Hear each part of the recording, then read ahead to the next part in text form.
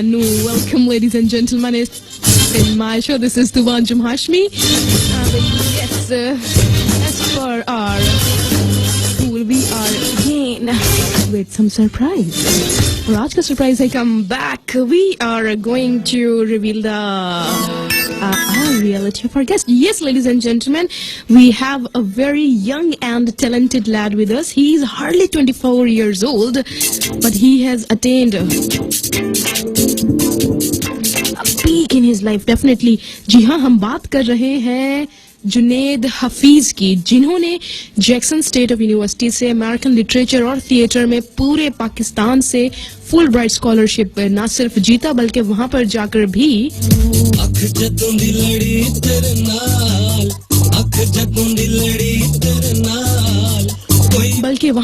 भी पाकिस्तान का नाम ऊंचा किया फॉर होल ईयर। जी हाँ, 2009 से 2010 तक वो एक फुल ब्राइट स्कॉलर रहे हैं पाकिस्तान की तरफ से। He was an ambassador from Pakistan.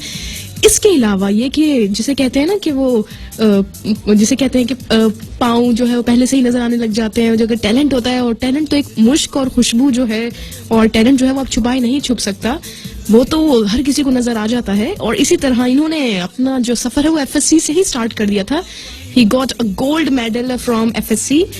जी हाँ, he was only one, Rajanpur जैसे रिमोट एरिया के एक छोटा सा लड़का जिसने एफएससी में गोल्ड मेडल, ना सिर्फ गोल्ड मेडल लिया बल्कि किंग एडवर्ड मेडिकल कॉलेज, वो जहाँ जो लोगों का बहुत सपना रहा है, लाहौर का मेडिकल कॉलेज जो बिलाशुबा सबसे हाईएस्ट रैंकिंग पे है, जिसका मेरिट सबसे हाई है, वहां पर उन्होंने अपनी स्टडीज जारी की। एज अ डॉक्टर उनका एडमिशन हुआ वहां पर एमबीबीएस में। 2.5 साल तक उन्होंने परस्यू किया, लेकिन एक टाइम पर आके उन्हें फील हुआ कि शायद वो इस फील्ड के अलावा भी किसी और फील्ड में झंडे गाड़ सकते हैं। जी हाँ, तो इसीलिए उन्होंने एक नज्म लिखी जो यूएई में छपी अपने उस स्टूडेंट लाइफ के अंदर, जो उन्होंने king Edward medical college Lahore में गुजारा। उसमें उन्होंने एक छोटी सी पोइम लिखी और वो यूएई के एक बहुत ही प्यारे मैगजीन में छपी। और तभी उन्होंने सोचा कि शायद मेडिकल को छोड़कर उन्हें लिटरेचर की दुनिया में उन्हें आना चाहिए। तब उन्होंने बहाउद्दीन ज़करिया यूनिवर्सिटी में इंग्लिश लिटरेचर एंड लिंग्विस्टिक्स यानी कि ऑनर्स की डिग्री में एडमिशन लिया। और it's been 3 years and it's his last year that he is going to complete this degree. So ladies and gentlemen, please welcome Junaid Hafeez. अस्सलाम वालेकुम जुनेद। वालेकुम सलाम तुबा। थैंक यू, आपने इतना डिटेल्ड इंट्रोडक्शन दिया और मैं नहीं जानता था कि इतना कुछ मैं कर चुका हूँ। आपने मुझे बहुत कुछ याद करवा दिया। Thank you very much.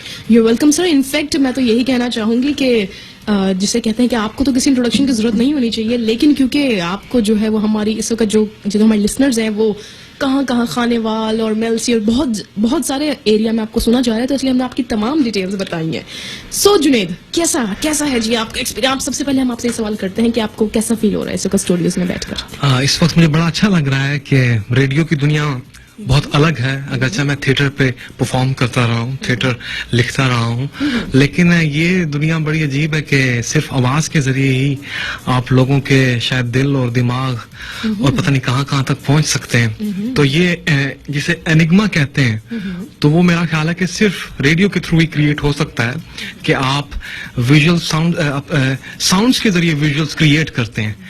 आप थिएटर में या टीवी में तो ये आपको सहूलत है कि आप एक पावरफुल विजुअल दिखा दें एक्सप्रेशन के लिए, लेकिन यहाँ सिर्फ आवाज के जोर पे एक विजुअल क्रिएट करना, एक इमेज क्रिएट करना, ये मेरे लिए एक बहुत क्रिएटिव एक्सपीरियंस है। और मुझे लगता है कि मुझे इस फील्ड में भी कुछ ना कुछ ट्राई करना चाहिए, क्योंकि इनफैक्ट अगर हमारे एफएम पे या कहीं पे भी किसी रेडियो में अगर आपकी वॉइस जाती है तो डेफिनेटली उनके लिए बड़ी ऑनर की बात होगी।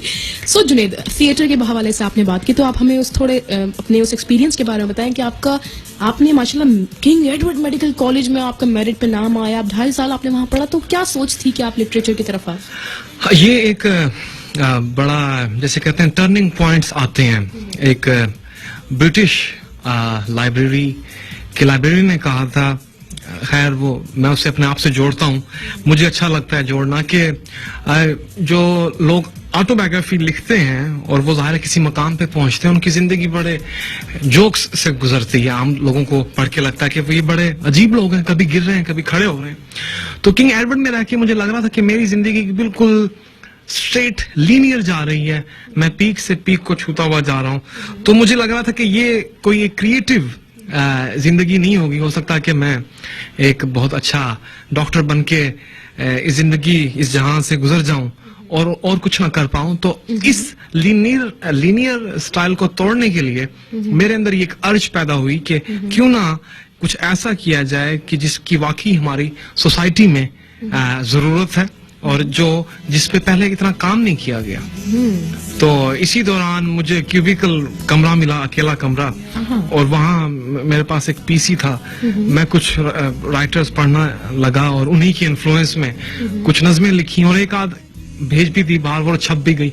तो फिर होल्ड ऑन हम इनफैक्ट हमारे सारे लिसनर्स भी इंक्लूडिंग मी, हम ये चाहेंगे कि आप प्लीज जो आपकी नज़म किंग एडवर्ड में रहते हुए यूएई के एक बहुत ही कमाल से मैगजीन में छपी, आप काइंडली वो आज हमारे साथ पढ़ें और हमें थोड़ा इसकी भी बताइए कि आपको ये इंस्पिरेशन कहाँ से मिली थी। ये इंस्पिरेशन, ये बड़ी मजे की बात है कि जैसे पोएट्स के पास एक म्यूज होती है, एक इमेजिनरी फीमेल फिगर का कॉन्सेप्ट होता है कि जिसको वो रिक्वेस्ट करते हैं कि हमें कोई लाइंस दें, हमें कोई ख्याल दें।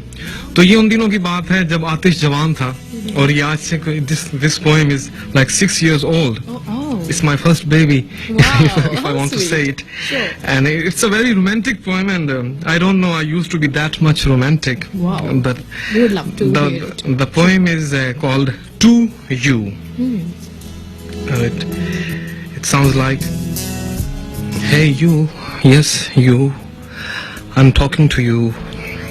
You are my life, this is not a lie, I love you. You've got all the hues, I should call you a rainbow. You are a part of me, but sometimes it seems to me you are me.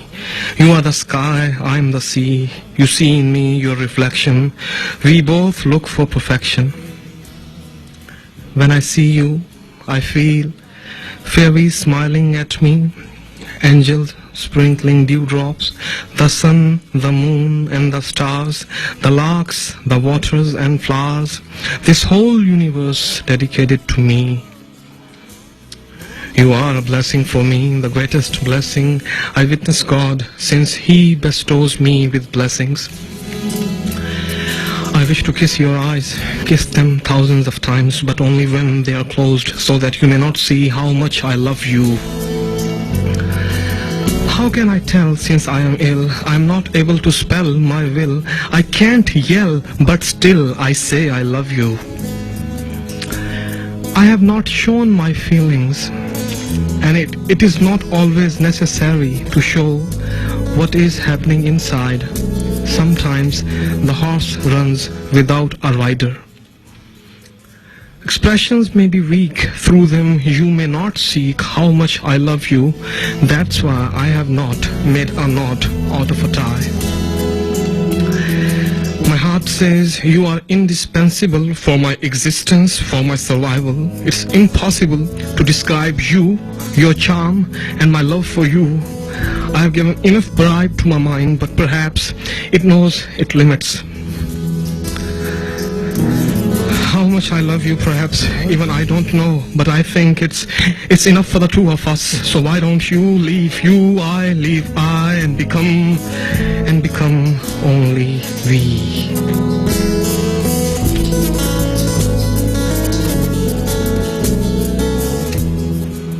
Wow, a simple wow for you.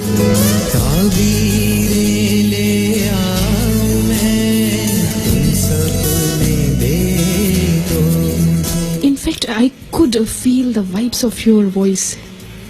Who was the inspiration behind this poem? You have to tell us. The inspiration was, of course, John Keats. I used to read his poems. I was quite inspired by his romantic vision. You know that this life is too tough to live with open eyes. But Keats and all the romantics, they take me out, and I find a way